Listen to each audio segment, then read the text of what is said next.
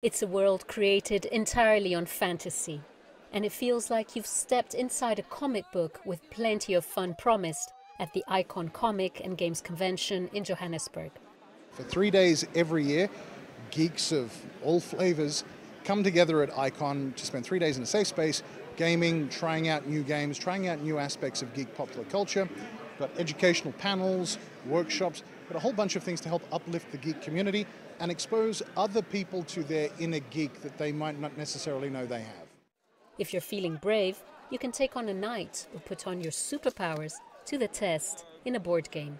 Me and Serge both came here for the Pokemon regionals. Yeah, we're both avid Pokemon fans. Yeah. We've only played at tournaments tournaments in our city before, but this is like the SA Open, so yeah, we're really glad we can make it. I'm very against kids just being glued onto, like TV. I like for them to actually use their creativity. So there are some very interesting things, and I'm actually glad that I could come and experience this. For many, it's an excuse to dress up. I do this because I love it. It's a passion, it's a hobby.